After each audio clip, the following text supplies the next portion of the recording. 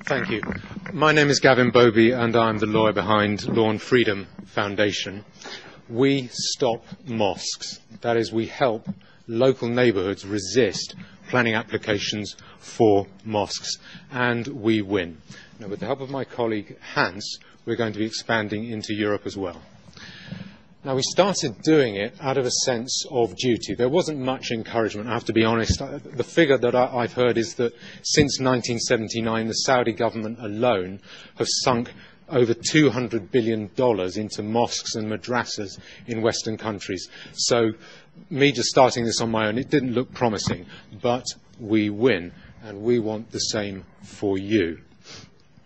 Now, plenty of people try to censor me.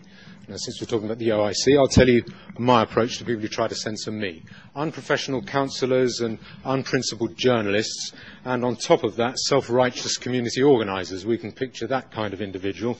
They want to censor me, and I have to tell you that their abuse is about the most enjoyable part of the work I do. I am not sure I could continue without the encouragement and good cheer that they provide me.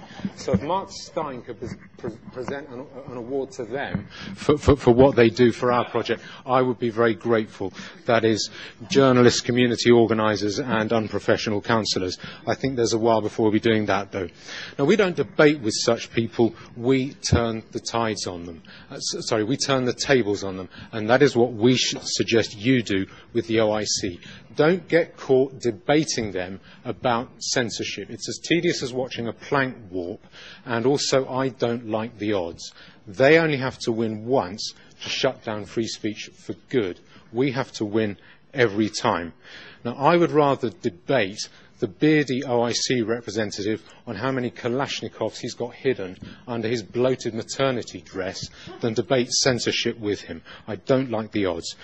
Let them know that Islam will be the first in the censor's crosshairs, okay? And you will soon find that Islam is a freebooting libertarian ideology and that your local imam is a cross between Voltaire and George Orwell. Now, we don't need a censor in order to do this. It's a straightforward public order issue because propagating Islamic doctrine in a free society is contrary to law. Now, I'll say that again. In a free society, propagating Islamic doctrine is contrary to civil and criminal law. The Quran alone, forget about the Hadith, the Quran alone calls 3 times for unbelievers, that's us, to be killed wherever we are found, and all your families as well. Kill them wherever you find them. It calls 14 times for unbelievers to be enslaved, usually sex slaves taken in conquest. It calls numerous times for unbelievers to be made war against, to be subjugated, for harshness against unbelievers, in language that is reminiscent of the language used by Reinhard Heydrich, the chief henchman of the Holocaust, in his last will and testament. The language is strikingly similar. Now, you don't have to be a lawyer to understand why that's unacceptable, why that is unlawful. Imagine a bunch of SS guys saying, we want to set up a chapter house, somewhere where we can stand in lines, wear our silly caps, our sawn-off trousers, and listen to incitement from our leader's book about killing Jews and gays. They would be shut down in a minute flat, and they should be.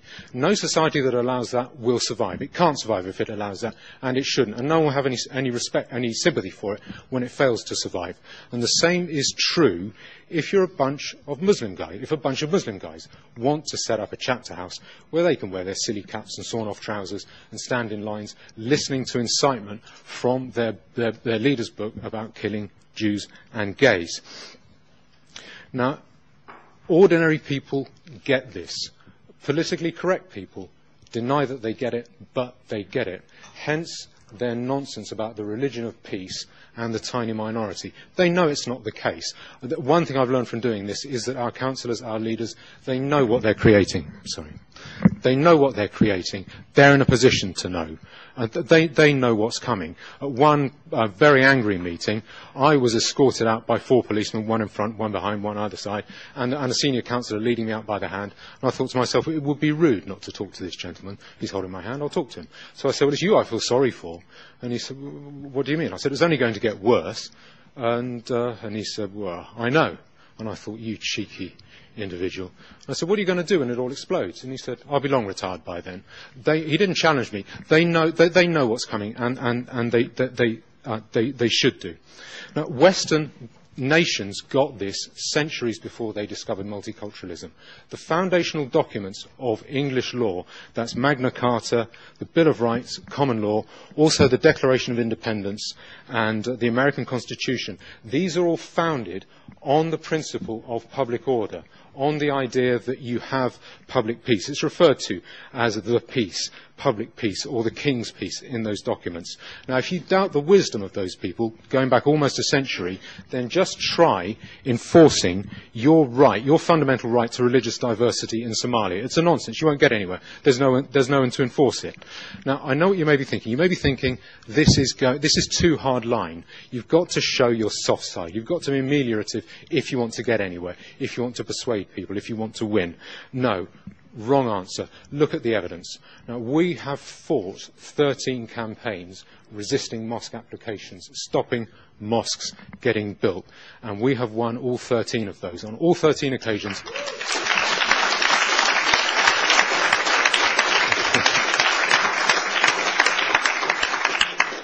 on 13 occasions, the application has either been withdrawn or it has been refused. And that's 13 neighbourhoods that have a chance now. We've got them some time. They may be able to hold out. And we didn't do it by soft-peddling on Islam. We didn't do it by sucking up to these strange, smooth-shaven, glad-handing gigolo figures that mosque organisations always choose to front their mosque applications. I don't know why, but they do.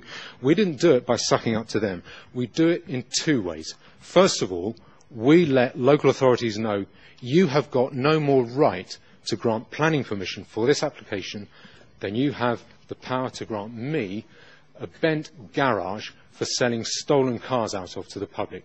You can't do that. You have no power to do that. You have no power to grant planning permission for this. Secondly, we tell them, if you do that, if you assist something that is outside the law, you could wind up under investigation yourself when the law is once again applied even-handedly. Aiding and abetting is an offence, and you had better look out because you may be held to account, not by some mob, not by me, but by the law. In effect, we tell them, you be certain what you do. You be certain what you fear. And you be certain you don't fear the results of this, because you might find yourself across a courtroom facing a lawyer. And when the politically correct fog has been cleared away, when it's been blown away, it will reveal a lot of eyes staring hard at you. Okay. Now, what does winning mean? What do we mean by that? Ultimately, that means Islam going the way of fascism and communism. It means the shrines of Islam going the way of Lenin's shrine. It means the benighted Islamic countries that labour under the Islamic religion eventually regretting their Islamic past and celebrating being free from it. Now, we may not live to see that come to fruition, but we can live to see it get underway. How? What is the method? How do you achieve that? Well, the main method is by pushing at the programming back door that the Islamic program has left in that Islamic source code. It's said that every computer program, has a back door that the programmers leave on. Now, that back door into the Islamic computer program is this association between religious adherence and worldly success. If you are an orthodox hardline Muslim, you will achieve more, you'll have more worldly success, more tributes, more money, more slaves, more sex. And if you break that link, and you will find that people will gradually peel away from Islam. Establish the principle, which again everyone understands, that you reap what you sow.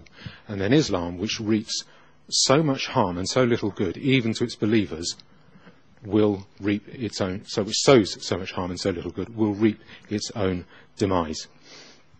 In the meantime, my advice is to hold the line. We are going to. Hold the line on what you're doing. The current crop of politically correct, pandering, self-serving leaders won't be there forever. I couldn't improve on their attempts to chop off the branch which they're sitting on. hold the line on decency. Now, our leaders, they're boiling up a very unpleasant witch's brew of fiscal breakdown, welfare implosion, and hostile ethnic division. Now, when that bubbles over, there will be some nasty things happen, and we should resist them. In particular, and the touchstone is that we should resist everywhere the persecution of Jews. Not one Jewish person should feel under threat from any quarter. That is a touchstone. If you can hold to that line, to that standard, you will probably avoid doing any harm in the bad years that are going to come. And finally, hold the line on law. Use the law. Use it to turn the tables on the opposition. It may be tempting, and there are people on this stage who have every reason not to respect the law. I'm not mentioning any names, Elizabeth, but people who have every incentive not to respect the law. But if you try to short-circuit the law through disorder, you will regret it. One day the law will be applied even-handedly, and we will win. Thank you. My name is Gavin Boby from Law and Freedom Foundation, and we win. Thank you.